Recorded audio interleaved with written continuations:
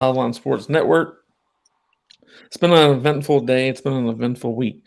Definitely been an eventful week for Florida State fans and Miami fans. And I don't really care about the Miami fan part, but it's been eventful for them because we've been nonstop told that um, Darrell Jackson would be going back to Miami, and all this other stuff has been said. Um, and I kept telling people on my side, I'm like, well, the young man hasn't said anything to anybody that I know, nor has said anything to me stating that he's going back to Miami. So I fully expect him to enroll at Florida State because I've heard nothing otherwise. The last thing that I heard was they expect him to enroll at Florida State by today. He enrolled at Florida State today. But obviously, there was Miami fans and Miami content creators that said that it was trending back that way, that he was going to go there. I am going to share this on the screen. See how this looks real quick. Um, I'll have to go to it and let's see why there's no sound because I don't know why there's no sound. But let me see what I can figure out. Look, here's what I can say on the tackle real quick stuff. Flo, can you provide some insight on Jackson, like what happened? Look, here's what I can say, and it's stuff that's already been reported, so I can talk about it.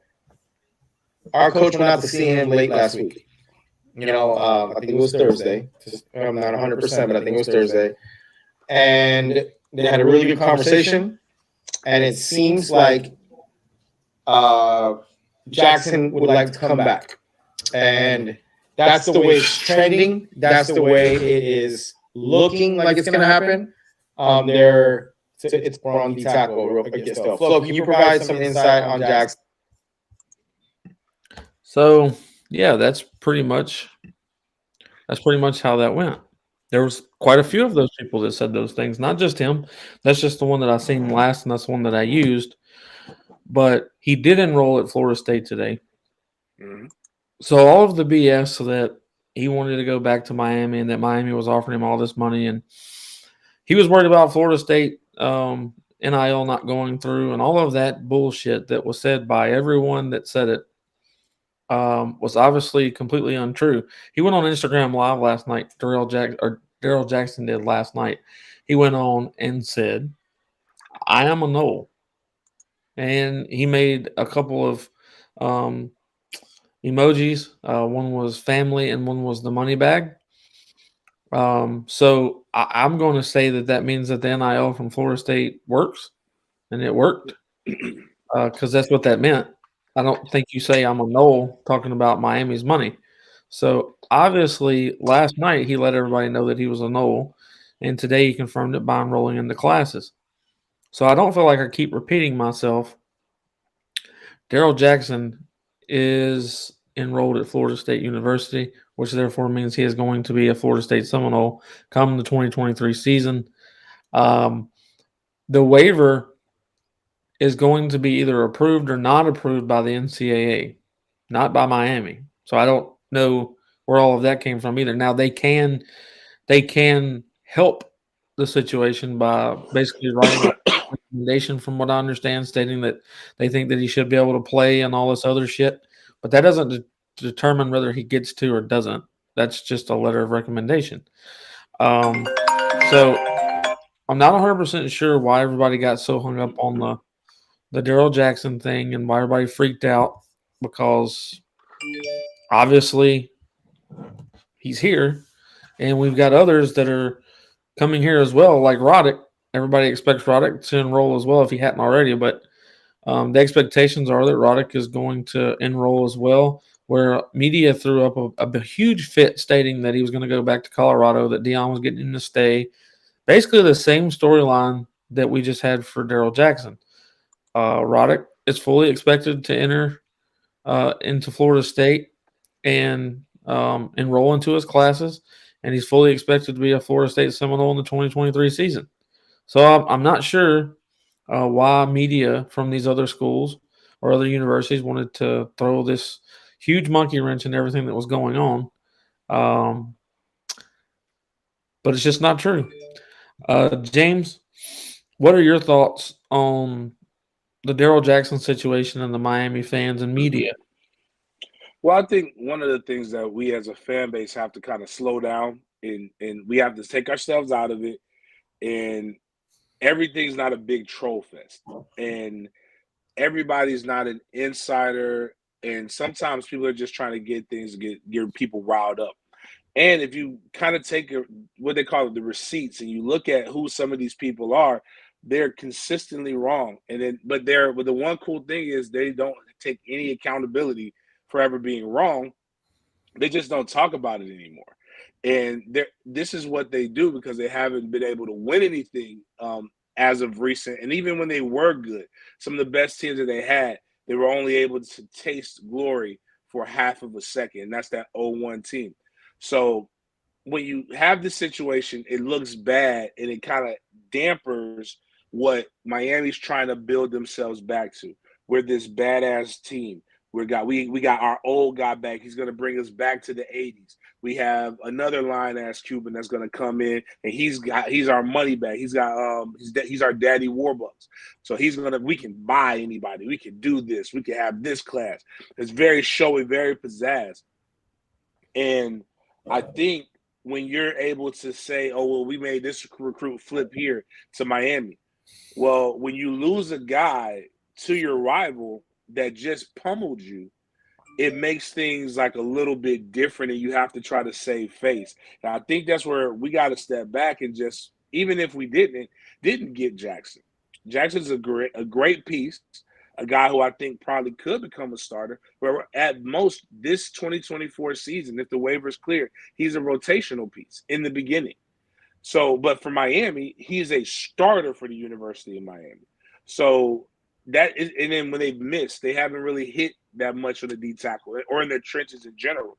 Everything was supposed to be here. I remember hearing reports that Mario's going to try to bring in 40 to 50 new players. Well, right now they're struggling in this transfer portal market, so it's not looking the same way. So I think we just have to kind of just chill out on that. But I will say that there was something to it, and even if it's not as big of a deal as what people made it think, but I think as a fan base, and then even as a kid, as a young man, he's making some tough decisions. But one of my friends, Dibby, said, if you're committed to us, just go ahead and sign the paperwork. Like, go ahead and do what's necessary. And when he kind of snapped back at him, when I get it, I always tell people, let's not pretend that the story isn't there and that you're not a part of it.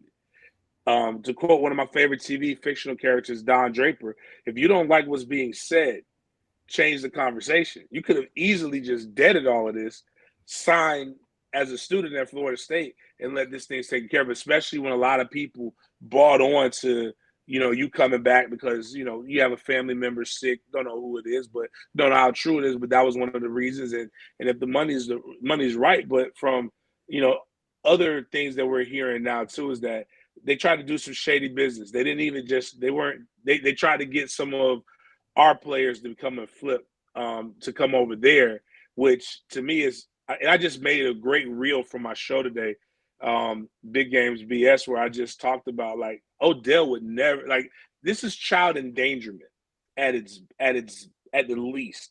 And why do you say that, James? Nobody puts a shade nose in a situation where they have to guard a running back on a wheel route. And if you remember, there's a play where Lawrence Toafili is running a wheel route, and you see Darrell Jackson trying to run with Lawrence Toafili on a wheel route in a live American football game. This is gross neglect. This is child endangerment. This man could have, like, he should have never even wavered. Like, just seeing that alone would have made me not want to ever come back here. And I said, Odell would never put a young man in that kind of danger, because that's what he was in, was danger. You should never. Yeah, absolutely. And I seen where Miami fans were posting that video where he was supposed to be covering Lawrence Toafili on the wheel route. And me personally, I don't believe that Kevin Stiller ever made that play call. Um, I don't know who made that play call, but I can guarantee you that it wasn't anybody that had any sense to have a D tackle trying to cover one of the fastest guys on the field on a wheel route. Makes absolutely no sense. James timed out. If he comes back in, I'll put him back on the screen. As of right now, guys, what I'm getting at with all of this is be very careful who you listen to on the other side. Um, we've got Miami fans and Miami media saying that Darrell Jackson was coming back and that they were going to get him back because Mario and Ruiz could afford to bring him back. They could pay whatever they wanted to pay to bring him back, and that high end talk that Miami does. And the facts are he's enrolled at Florida State. So all of that BS that was said and all of that hype and garbage talk and just I don't understand why everyone got so hung up on what Darrell Jackson was doing based off of what Miami said. When all in all, and I don't know if someone on Florida State's media side said that it was trending that way that he was going back, but if that's true, then they were fully believing someone over there as well because they never heard that from that kid. He never said that he was going back to Miami. So I really just don't agree with just I want our fan base to listen to our media. Don't listen to anyone else's media. And if our media did make a mistake and say that it's right here, buddy. But if they did make the mistake and say that Darrell Jackson was going back to Miami, they were wrong. It's just not true. And it's the same way with this Roddick situation. Everybody keeps saying that he's going back to Colorado, and that's just not true. The kid's fully expected to enroll here at Florida State. I'm not sure that he hasn't, but if he hasn't, he's fully expected to, and I fully expect him to. So, Florida State's transfer class is going to end up in the top 5. And I made a post on Twitter. It was actually multiple posts on Twitter about the 5 stars that were putting Florida State in their top 15, top 10, top 5, top 3 schools. You got Cam Davis that's already verbally committed. He's a 5-star running back out of Georgia. Now, will Georgia come after him hardcore? Absolutely. There's going to be multiple schools come after him hardcore, but Georgia's going to definitely come after him with everything in the kitchen sink. Florida State's got to do a good job of keeping that relationship, keeping him entertained with Florida State being the best place for him. And it's not begging anyone to come here. That is not what I'm saying when I say this. What I'm saying is you got to make sure that these young athletes know that they have a place on this team no matter what. We want them here no matter what. We have a system set up for them to succeed here at Florida State. It's a offense built for playmakers. He's a playmaker. He's the playmaker that's going to make the plays for us in the running back position. It's those things that you keep making sure that young man knows, and you keep making sure that no one else gets in there and starts whispering in his ear. So that means that someone from Florida State has to be in that young man's ear 24/7 and as much as he wants it and as much as he'll allow it. Because you want him here, so therefore you got to let him know that constantly so that no one else can get into his ear. It's just like if you've got a girlfriend, you don't want to allow every Tom, Dick, or Harry to keep going in there saying, oh, well, I can do this better than he can. I can give you this. He can't. You make sure that you keep your girl happy and you always keep her. That's just how it works. Now, sometimes that doesn't work out no matter what you do, and it just happens. But it doesn't mean that it's lack of your effort. It's got to be because of someone else's shortcoming, not because of yours. And Florida State can't have any of them moments to where we have a shortcoming with these 4- and 5-star athletes. We have to start landing them in the high school recruiting, and we will. I told everyone, and I'm still standing beside this, 2024 will be the highest ranked recruiting class out of high school that the Norvell era has had. And there will be a couple, if not, there'll probably be 2 or 3 5-stars I would expect us to land. And I'm not saying that they won't be dialed down to a 4-star after they commit to Florida State because y'all know how that goes. But we will have a much better ranked 2024 class than we've had in the previous 3 years here at Florida State under the Norvell coaching staff. How do I know that, or why do I say that? It's the same way when they're actually visiting places. You'll hear us say constantly, follow the visits, follow the visits. So whoever they're visiting the most, whoever they're visiting last, that's usually where they end up going. So before you get to that point, you pay attention to how many times a 5-star athlete or a high 4-star athlete's putting Florida State in their top schools. Florida State's trending right now in the upward trajectory of the 4 and 5-star athletes because of one, what we did this season, two, what we're potentially going to be ranked in the 2023 season. A lot of people are putting out a way too early prediction on where Florida State's going to land in the ranking system, but because you have 85%, it's either 85 or 88% of your production coming back to your offense and defense for the next season, which is 2023, and you finished I want to say the top 15 in defense, and you were like you had the best quarterback uh, PFF grade.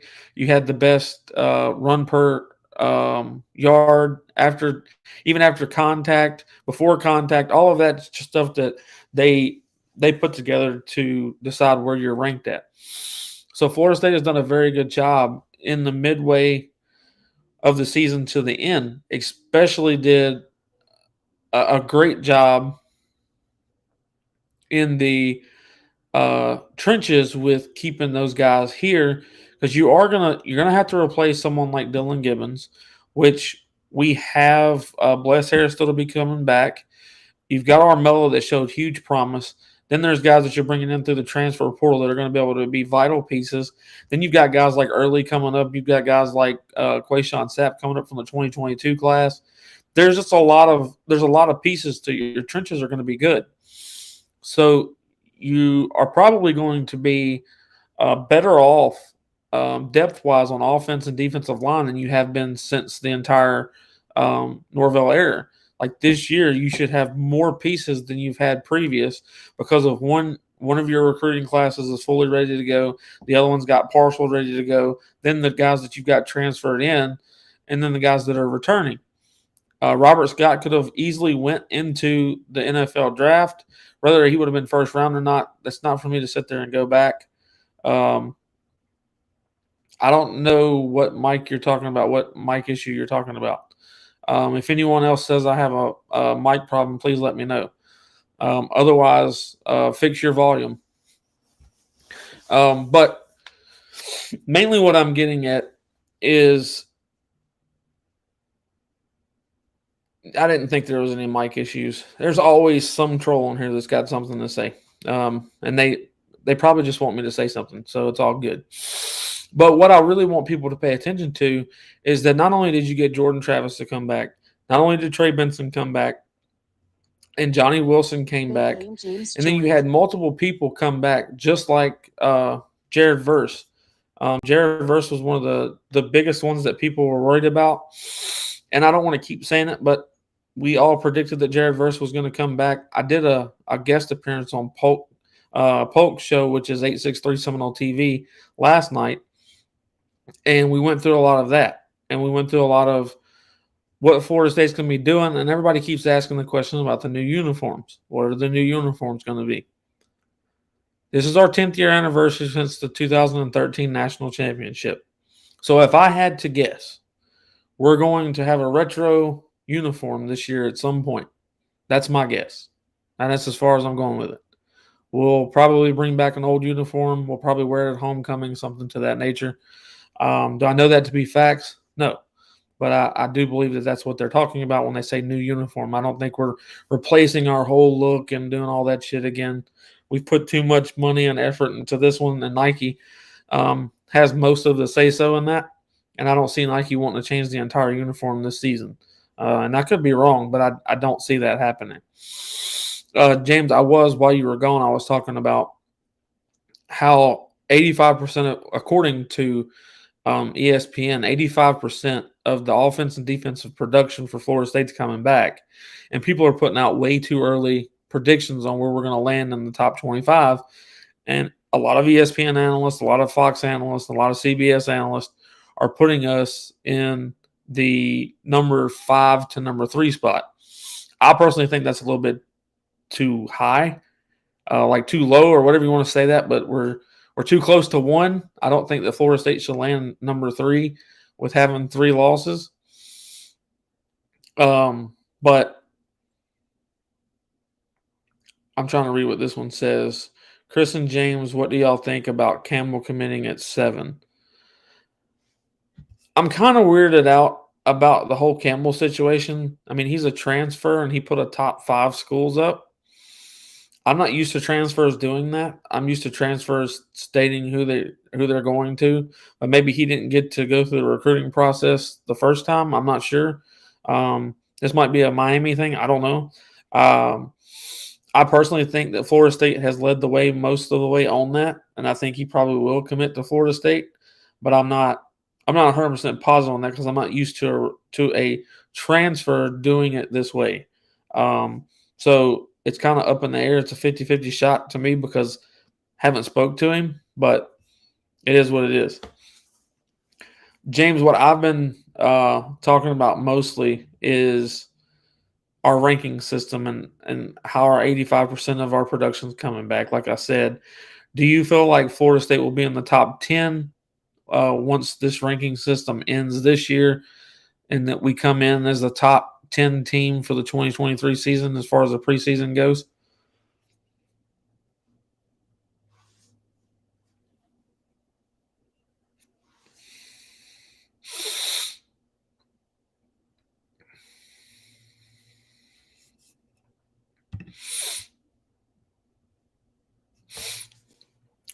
What I personally believe is that Florida State will probably rank somewhere in between 8 and 11 after all of this is said and done. Game James joined. All right, yeah, my bad. Can you hear me now? Yep. Yeah, my fault. I didn't have the I forgot to refresh it. But I think when we end the season, when we begin next season, we'll be top 10. I think we have a chance to be in the top 10. But I saw one way too early ranking that had us like at 3rd, and I'm like, that's just way too high for my liking. To start the season off, I want us to have to feel like we have a chip on our shoulder and go earn that. But everything is about TV and I'm getting eyes.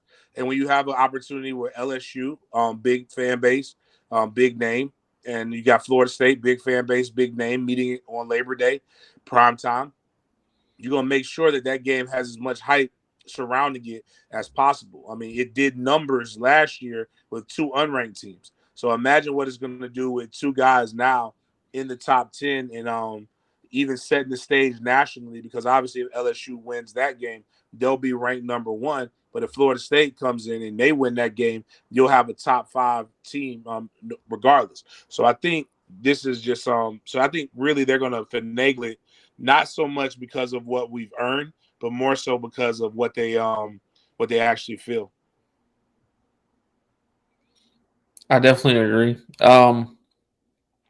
What I want to know is why everyone, as far as the fan base on Florida State side, because I had multiple people writing me asking me, is this Darrell Jackson character really going to go through this whole process, get everyone's hopes up, and then flip the script and go back to Miami? And I'm trying to get people to understand to quit getting so invested, even if he was to have done that. Why we get so invested in one young man's decision that it breaks everyone's either their heart or it breaks their ego because someone would do that. And now money is in this situation. Like, money is in college football. If someone was ignorant enough to offer a guy $1 million to come back, I personally wouldn't blame him. Go get your money. I'm sure you probably feel the same way. Like, I'm not going to be upset because you get paid. But a lot of people got really emotionally invested into flipping back to Miami if that was the case.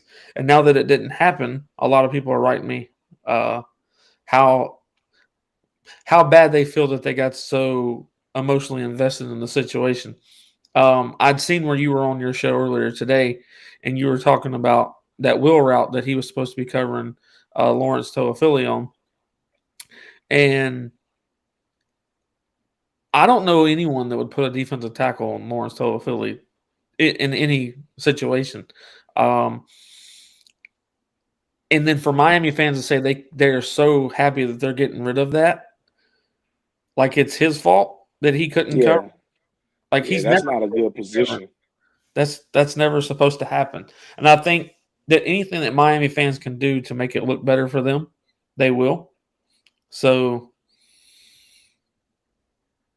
I don't know how to tell people about Miami fans that they shouldn't already know. If you're a Florida State fan, you should 100% understand Miami. Well, you should understand that Miami fans are delusional and that they do this exact same thing every time. Yeah, I got nothing else to add to that. It's just the facts. Yeah. Well, we do on Labor Day, talking about the LSU FSU game here in Orlando at Camping World Stadium. We will have a 2-day party, basically. We've got basically what they consider a block party the night before the game, and then the night of the game, we have a tailgate. We've already got a preliminary ticket tailor up for that for the people that bought their tailgate tickets to the one this year in the bowl game. So look for when do you want to drop that for everyone? What month are you going to drop? February. We're gonna just make it completely open. So right now it's $40. Everybody who attended the tailgate should have got an email, or at this point, we'll continue to retweet it and tell people, hey, get this early bird special. Because once February hits, we're gonna really just start doing that. We'll probably start marketing extremely heavy. A little bit later on, probably like in I guess I'll say like May or June. Probably around the spring game we'll make another push. But like right now should be good. All you can eat, all you can drink. We'll have cigars, we'll actually have games this time. So so somebody accused us of, like, we said we said we'll be family friendly. I never said we'll have games. But the goal is this time we'll have a little kids actual youth area for guys to go over there and play some games and like video games and some things like that. So it should be very fun and very interactive. So I can't wait. I'm definitely excited for it, and I know a lot of the people that have already been messaging me about it are extremely excited for it. I've had multiple people tell me because of the price of the actual tickets to the game that they hope we set up like we did last time with the screens, because they would just like to sit right there and watch the game instead of spending all that money to go inside Camping World, and it'd probably be a nosebleed seat for $400. And I told them I don't see why we wouldn't have the screens like we did last time. Yeah, I think we'll have them. We'll actually have them set up early because there will be other games that will be on that people want to kind of check out. But we'll have 3 lots, I believe, 3 or 4 lots coming in the fall. But each lot will have a TV set up, and we'll have multiple games on. But we'll definitely have it all set up to where you can watch the game from the comfort of wherever you're at. If you bring a chair, you can even like just bring your chair. You can leave it there and pick it up after the game. Nobody's gonna mess with it. I promise it'll be like, if you're drunk and you forget it, then that might be on you. But if you leave whatever you got there within reason, we'll be there. We actually had a guy who not gonna call him out, because he's got got a good job, and I appreciate him. But he had such a great time partying, and he had on some $300 sneakers, and he got a chance to hang out in our porta potty a little longer, and nobody robbed him. So that's how safe the tailgate is. Because if they could have somebody could have came up off of his shoes alone, but that was a blessing.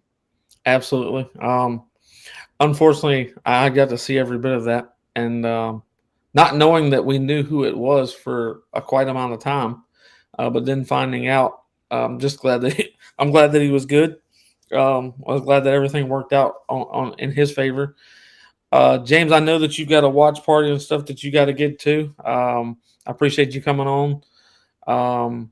We'll talk afterwards. I'm probably gonna wrap this thing up here in the next 2 or 3 minutes anyway. Might be a little bit longer, but I do appreciate you coming on. All right, man. Well, all right. Enjoy the national championship game. Go Nole. Yes, sir.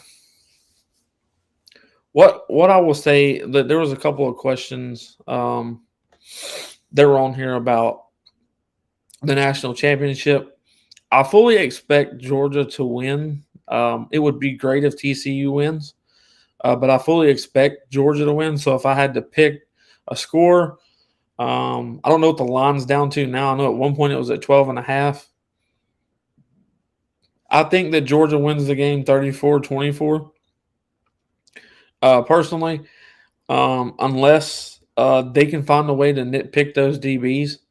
The way that Ohio State was doing, I just don't think TCU has the caliber of wide receiver that Ohio State did. So I don't know if they're going to be able to pick on those DBs in Georgia as much as Ohio State did. Hunter says that the line's up to 13.5. I'm going with 10 points, and I do think that Georgia wins the game, but that's about as far as it goes. Like I said, 34-24. I think Georgia pulls out the win. I am surprised that most people are saying that this is going to be the least watched national championship game ever. I'm very surprised that that's what's being said. Now, I will say that I believe, obviously, if you had Georgia and Alabama or Georgia and Florida State or Georgia and someone else that's at a high caliber name, that, yeah, you would probably have more viewership than what you do with TCU. But people have been counting TCU out all year, including myself. I didn't think that they belonged in the playoffs at all. I thought that they didn't play enough talent to be there. And then when they went and handled Michigan the way that they did, I kind of have to take that with a grain of salt. And I anticipate that they probably will. I mean, it would be awesome if TCU goes and wins this game. I mean, it would be absolutely amazing. I just don't think that they have enough power or enough utility power there to pull that off. I could be completely wrong, but I don't follow those two teams very well. I know that Georgia has a little bit more than good defense. TCU's got a surprising offense, and surprisingly, their front seven for defense have held people. Like Michigan, held them down pretty good, but Georgia's just a different animal. I don't know if TCU's got in the chamber what's necessary to take care of that. And I hope they do. I want them to, because I don't want to hear Georgia back-to-back wins and the national titles. I don't want to hear all that, because I literally thought hearing the stuff about Alabama for 10 years was bad, but hearing this Georgia Bulldog stuff for 2 years now has been absolutely just terrible. Like, it's nonstop. I mean, I guess it's better than hearing about the Miami Hurricanes or the Gators, but not by much. I don't want to hear about it. I don't want to hear about it too often. I will touch base a little bit on the DB coach situation for Florida State. A lot of people are in ants. They want Florida State to go ahead and hire someone, go ahead and have a DB coach. I want Florida State to take their time up to February. The reason I say that is because I want them to get the best fit for the team. I don't want them just to jump in and get just anyone. I want them to get the guy that's going to fit the system perfectly. I dropped a video about wanting Antonio Cromartie. Dropped another video about getting Van Dyke out of Miami, not the quarterback, Demetrius Van Dyke, a DB coach there. He was on the list. Gray was on the list from South Carolina, but they extended him 2 years and paid him a pretty handsome amount of money to stay. So I think he's been pulled off of the list. Then you've got people that are inside the system like Moss, Ratcliffe, Corey Fuller that could be moved up. I fully expect that we're trying to make an outside hire first. And if those don't pan out, then he will promote from within. But as of right now, I don't think that that's the case. And I don't want him to rush and just hire somebody just to do so. Oh, I'm going to read what Till Dog said. Yes, because the last thing we need to see is our cornerbacks getting missed 5 times a game. I definitely agree. So I personally can't wait until the announcement's made, and hopefully it's the splash hire that we all want. And that way that fans are automatically happy with it. Automatically there's no issues, because otherwise it's another thing that Norvell and his staff's going to have to prove that he put the right guy in the spot. And, I think Norvell's done a great job at proving what he can do. I think the staff has done a very good job at proving what they can do with not – if you did roster versus roster on the teams that we played, we had the 18th best roster in college football, and that was at midseason, not at the beginning of the season. At the beginning of the season, they put us at like 64th. Roster was like way down. So for us to be where we are, to get 10 wins, for us to get to the point where Florida State is considered a powerhouse again to an extent. Take the words that I'm using and don't read in between too many lines. But for us to go get a 10-win season, this is the 25th time Florida State has gotten a 10-win season. So it's not an easy obstacle to obtain. It's not something that you just go do and it's easy. But Norvell has done it, so now he has set the table. So now anything under that, we would all be very disappointed next year. And like I said, with 85% of your production coming back on both sides of the ball, you should anticipate a 10 to 11 win season. I mean, it could go better. We could go 12-0, I guess. But again, I'm not putting crazy expectations on a team that last year people were saying would be a 6 or 7 win team at best. And I was the one that picked them to go 9-3 in the regular season. They did so. I picked them to have a bowl win. They won. And I did all of that preseason before they ever played or snapped the ball in practice or anything. I pulled those receipts a couple of months ago, put those all up on Twitter and also on Facebook, also on the group page. What I will say is I think that Florida State has a good shot due to what they have, due to what they've got on the staff and in the locker room, what guys they've got. I think they're gonna run the table at home for sure. The only one that I look at and I go maybe could be a problem is Pitt at Pitt. Pitt's a decent team. They're coached very well.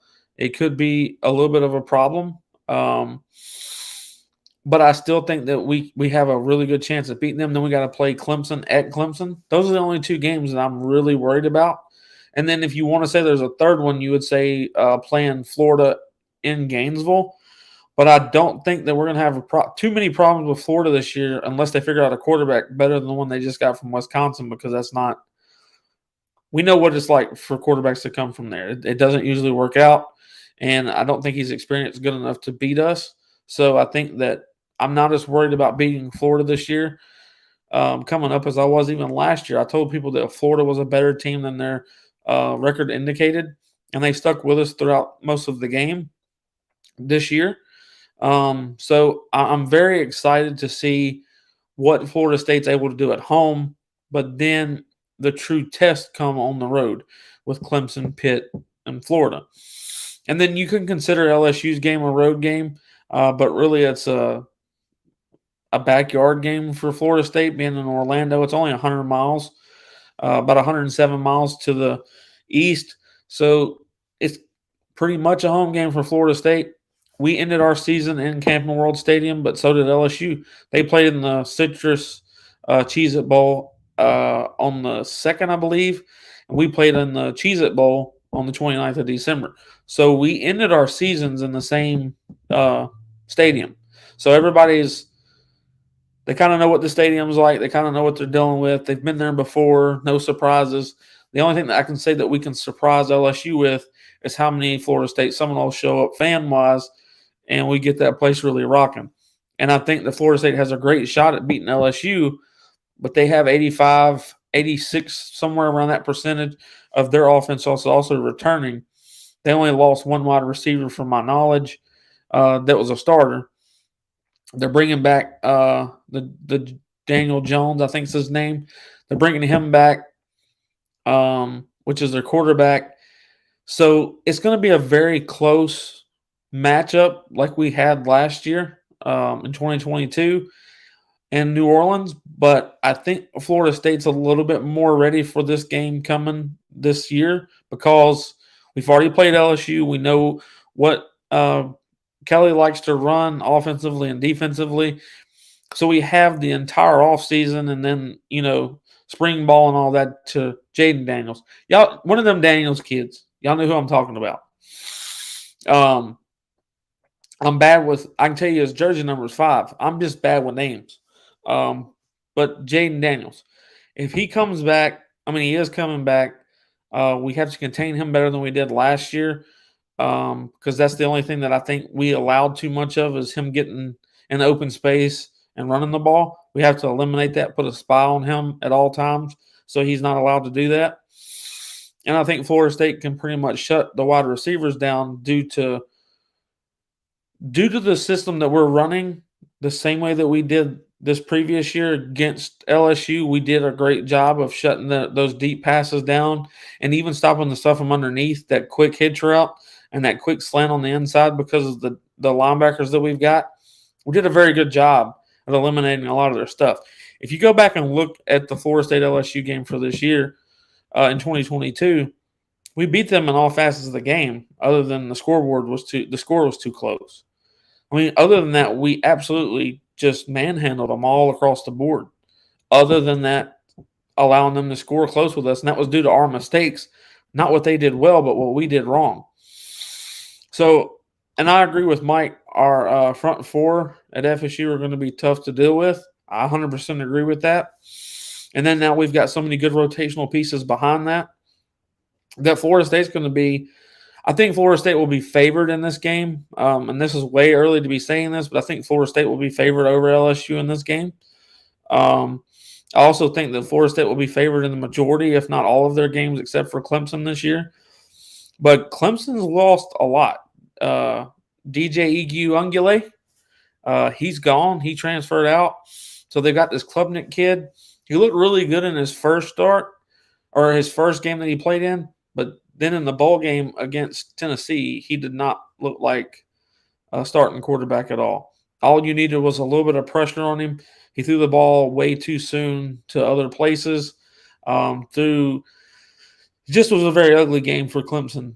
And they couldn't get the ball. They couldn't get the ball moving on the ground either. They had a very just. It was a bad game for Clemson. Tennessee manhandled them all the way through it. So I think there's more questions on the Clemson team going into 2023 than the Florida State team. So I'm not going to sit here and say that Florida State's not going to be favored in that one when there's a lot less questions for this Florida State team at this time. And it feels so good to be able to say that because for the past, 8 years, we haven't been able to say that. At least the last 6. We haven't been able to say that Florida State's got a favored team over Clemson. And I think in the 2023 season, we'll be able to say that. Even though we're going to be playing in Clemson, I still think that Florida State has a great shot at winning that game. Pitt is always a weird game to play. Florida State plays them kind of like we do NC State. So we got to be careful with them. We're also playing them at Pitt.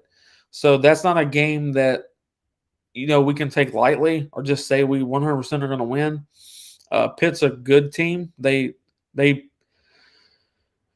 definitely play at home well. So once I get to do a little bit more research on their team and who's coming back and kind of what their system's going to be this year, I kind of get a better feeling about how that's going to look. Because I will say somewhere around April, maybe a little bit before April, I'll put out my predictions. I'll put out what happens. And Campbell, while we've been talking, Campbell did commit to go to Tennessee. He will not be coming to Florida State, which, like I told y'all, it was really weird the way he was doing it. So Campbell will be going to Tennessee. Good luck to that young man and everything that he's doing.